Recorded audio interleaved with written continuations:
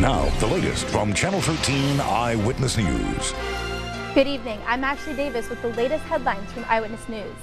It was just weeks ago that Karen was in her garden planting this tomato plant when she fell and couldn't get up. It was later in the ER they told her she had broken her hip. The good news is Murph's efforts have paid off, and follow-up scannings reveal her diagnosis has improved. In addition to the atmosphere of the room, there are also incentives that encourage kids to read.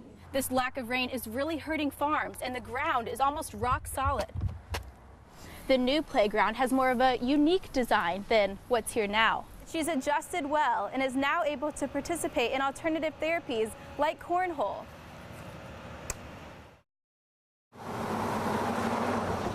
To Jim Seymour and his daughter Stella, who walk the canal in Broad Ripple, the new parking garage brings mixed feelings. My original thought when I heard about the plans of this going up was that I was, for it, because parking's always been a problem in Broad Ripple, and I'm definitely for the betterment of local business. But as you can see here, it's going to be quite a problem for folks that live here. He thinks it will help the businesses, but traffic will be a mess. And it will be a mess through January until the new 3-story parking garage located on College Avenue and Westfield Boulevard is complete. The owner of Shampoo, located on College Avenue, thinks more parking is needed, but maybe not in that location. I'm thinking maybe take the garage in back, the parking lot, and go up with that, and it's hidden, so it wouldn't stand out like a sore thumb. Due to the construction right at the intersection, the right-hand lane heading south on College is now closed. This will create even more traffic problems in Broad Ripple. It's a big issue. It's a huge issue. I mean, I live right down the street. I'm walking because of it. Drivers say they will prefer the garage over trying to park on the crowded streets. Most of the time we have so much trouble actually parking on the side with all the meters and everything. I think the garage will actually make it a lot easier and more accessible for us. And Indigo buses are having a hard time because of it. If it's too much of a detriment to those of us that live around here, then that's never a good thing. Ashley Davis, Channel 13 Eyewitness News. J.D. Kane is back to doing what he loves, stone carving. He is lucky to be able to do so again after having limited capabilities just a few months ago. I laid in here for 6.5 hours one day and couldn't get up. J.D. was diagnosed with Parkinson's, but his wife had a feeling it was something else. I always questioned the Parkinson's because J.D. did not have a tremor. The couple struggled. It was like taking care of a baby again.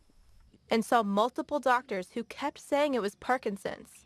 Eventually, they were referred to Dr. Michael Turner at IU Health, who told J.D. he had a disease called NPH. What's so frustrating for the Kanes is he was misdiagnosed for 15 years. They spent money on medication, and all the while he had something else. One of the first things we notice when they have NPH is they can't get out of the chair. And then they'll stand, and their legs don't do what the brain told them. They stand there, and they can't initiate the walk. The symptoms of NPH are similar to Parkinson's, which often makes doctors miss the diagnosis. For NPH, look for trouble walking, dementia, and impaired bladder control.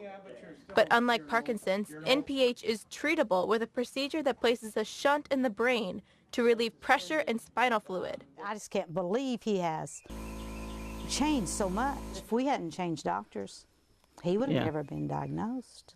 JD's shuffle is gone, and he can spend his time by his shed or fishing in his pond. I thank God for what I've got, and I thank God for Dr. Turner, because I have my life back.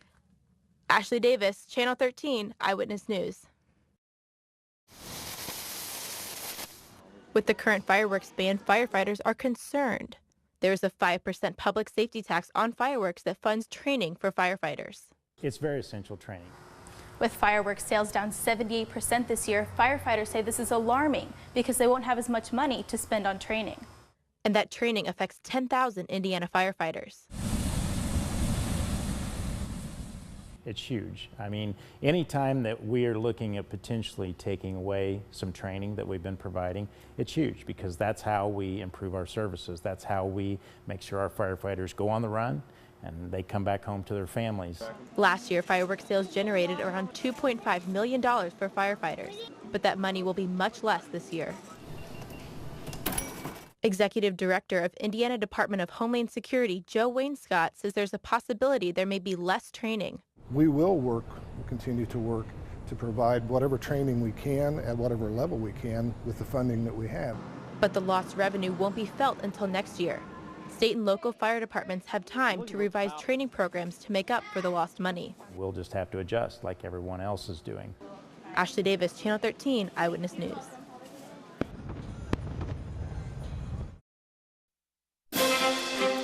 Now, the latest from Channel 13 Eyewitness News. Good evening. I'm Ashley Davis with the latest headlines from Eyewitness News. An Indianapolis father is under arrest this evening after police say he left his child in a hot car. Police were called to North DeQuincy Street near Michigan and Emerson on the city's east side just after 4 p.m. Monday when someone reported a baby left screaming in the SUV. Police got the baby out and put him in a squad car with air conditioning to cool off. Soon after, officers tracked down 28-year-old Trevor Gaines. He told police he didn't realize he left the baby in the car. The child is now with his mother, and Gaines faces a neglect of a dependent charge. Police are looking for a carjacker who shot a driver. It happened around 12:30 this morning at 31st and Boulevard. That's near Crown Hill Cemetery in Indianapolis. Police say the victim was pistol whipped and shot in the shoulder when he tried to run. The victim's car was taken as a dark blue 1995 Mercedes 320. If you have any information, call Crime Stoppers at 262-TIPS. Water usage is up by about 10 million gallons. On Sunday, Citizens Water reported 143 million gallons used. Monday, that number jumped to 153 million gallons. As for the reservoirs, Morris is down more than 5.5 feet. Geis is down more than 1.5 feet, and Eagle Creek is down more than 2.5 feet. Hoosiers want to help victims and their families in the wake of the deadly Colorado shootings. Indy-based online company ComicsPriceGuide.com is selling a shirt to support the victims in Aurora. The black t-shirt has the Batman logo with the ribbon in the middle to honor the victims killed in the theater shooting. You could be paying more for beef and pork as Indiana farmers deal with a continuing drought. They're selling their livestock quicker and could cause prices to increase toward the end of the year. According to Indiana pork producers, pig sales are almost double what they would be in an average July. The Indiana Cattle Association also says cattle sales are up, and state officials say Indiana is the epicenter of the drought and are telling Hoosiers to conserve as much water as possible. Those are the latest headlines from Eyewitness News. Stay tuned for more news later, right here.